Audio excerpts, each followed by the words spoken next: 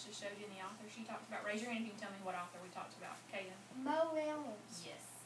And this story is written by him also. And this is called Goldilocks and the Three Dinosaurs. You know, sometimes in class, and Miss Hollis already, we talk about this, the different types of stories there are in books that we read, our AR books. Can anybody tell me what I'm talking about? What am I talking about, Caroline?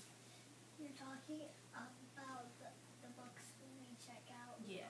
What types, genres? You know, there are. Remember, Miss Cronin says you can either get this kind or this kind. You're talking about the grade level. Yes, Blake said it. Fiction or nonfiction.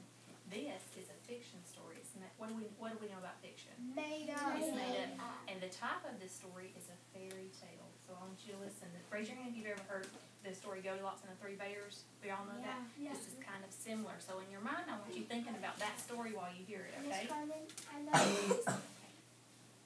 So what kind of story is this? Fiction. Fiction, and it's a fairy tale. Goldilocks and the Three Dinosaurs, as retold by Mo Willems. Once upon a time, there were three dinosaurs: Papa Dinosaur, Mama Dinosaur, and some other dinosaur who happened to be visiting from Norway. Home, sweet home, dinosaur home. One day, for no particular reason, three dinosaurs made up their beds, positioned their chairs just so, and cooked 3 bowls of delicious chocolate pudding at varying temperatures. Now, in the real story, what did they really cook? Porridge. So, be thinking about that, okay? Oh boy, said Papa Dinosaur in his loud, booming voice. It's finally time to leave and go to the, someplace else. Yes, continued Mama Dinosaur. I sure hope no innocent little succulent child happens to be in our unlocked home while we are, someplace else.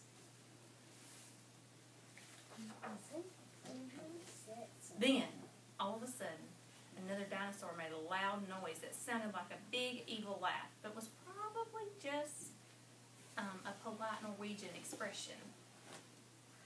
R, ooh, ooh. And I'm not very good at those dinosaur sounds, but he's making a silly laugh.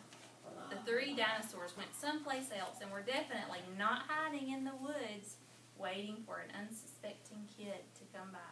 Okay, so let's talk about what's happening so far. What happens? What's happening in the story? Molly, tell us in your words. They're hoping that no one will come in while they're in the woods hiding. But they said they weren't. And then who's they? The dinosaurs. And they're going to capture that kid. And what do they have cooked? Chocolate pudding. Let's find out what happened. Sure enough, 5 minutes later, a poorly supervised little girl named Goldilocks came traipsing along. Just then in the forest boomed with what could have been a dinosaur yelling, "Gotcha!"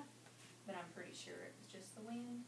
The loud noise was immediately followed by another loud noise that sounded kind of like, "Be patient, Papa Dinosaur. The trap is not yet sprung." But that could have been a squirrel or a rock falling.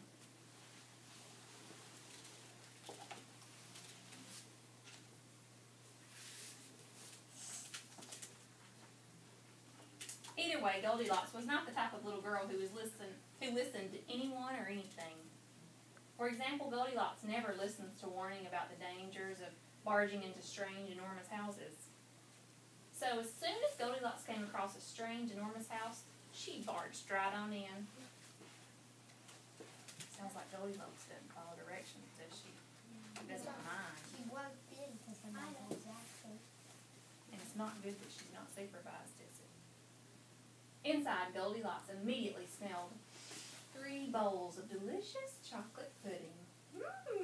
Said Goldilocks. That chocolate pudding smelled delicious. If only I could get all the way up to the top of that counter.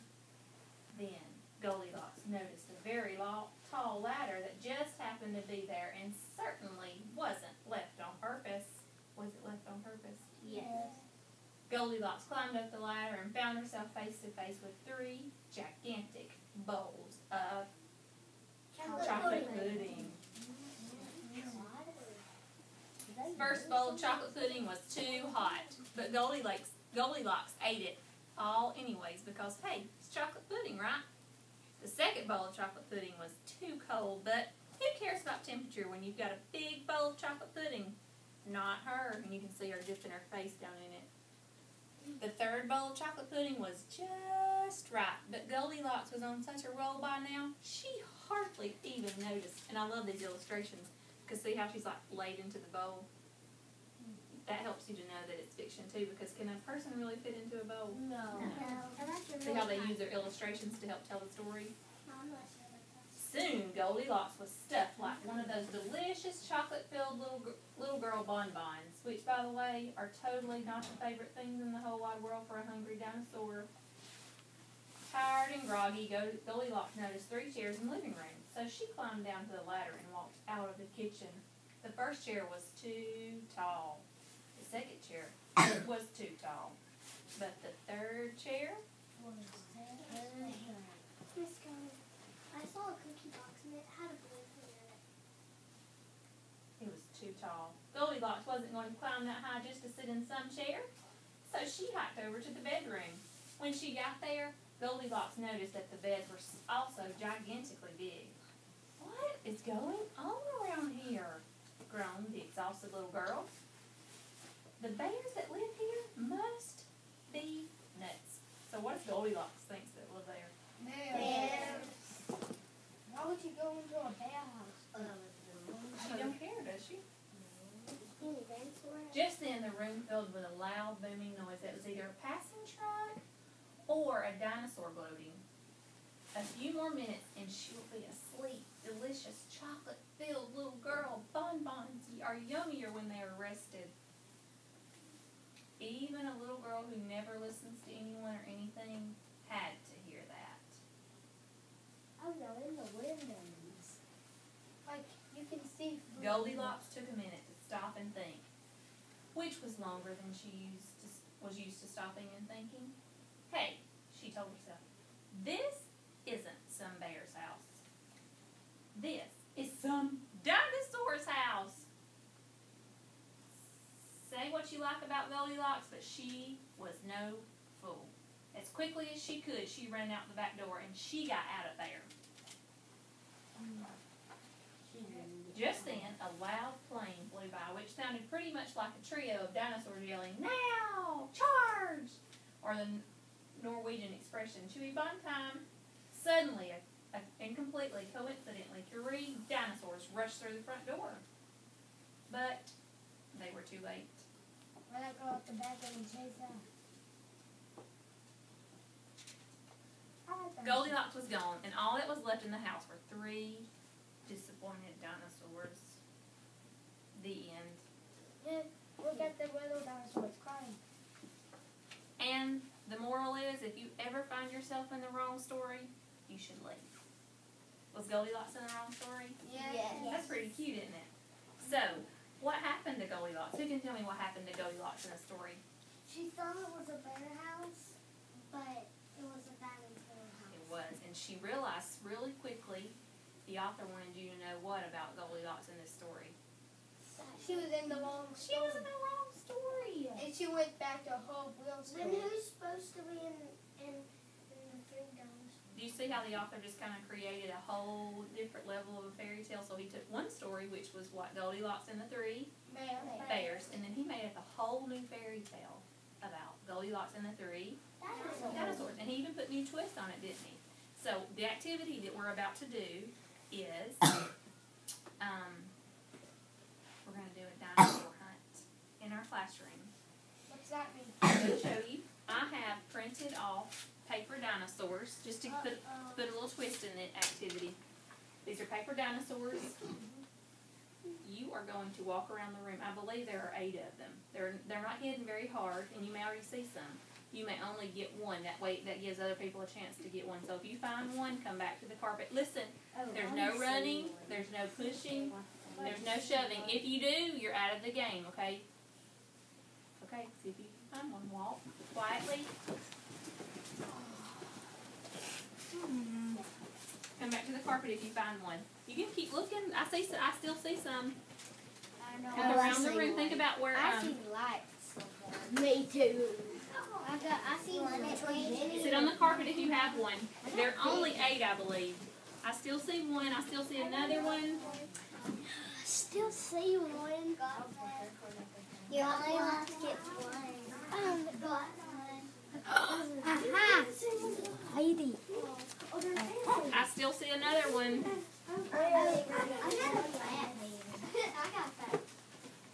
Come sit on the carpet if once you find it, okay?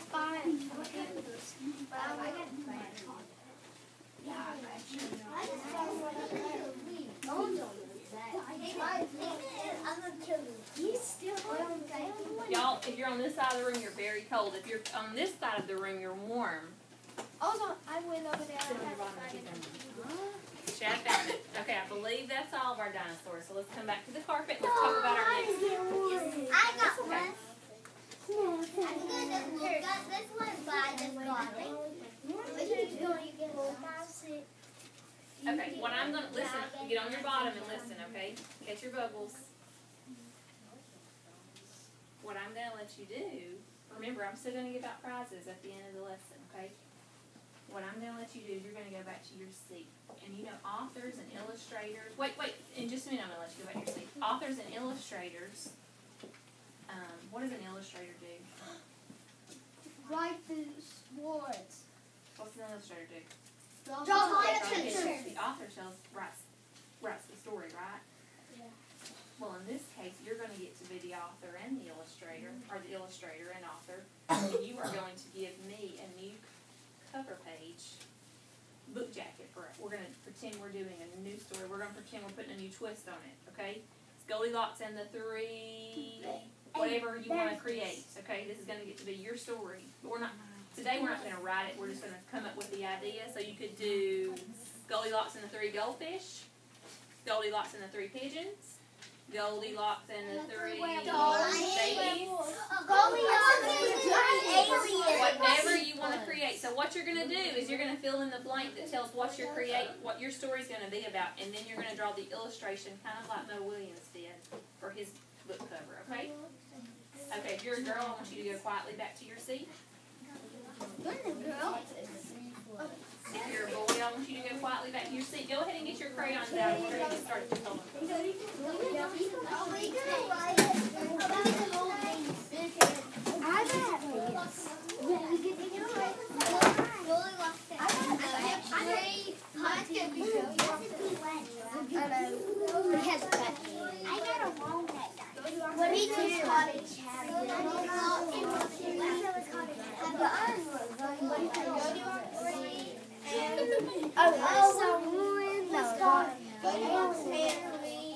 Get your crayons out, okay?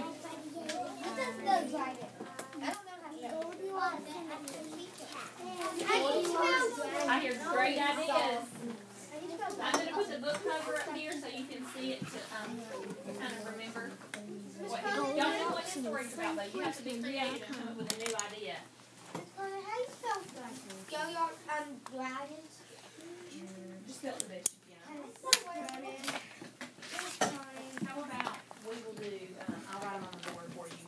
If you want to, I can help you with it. I did mine. I did mine already.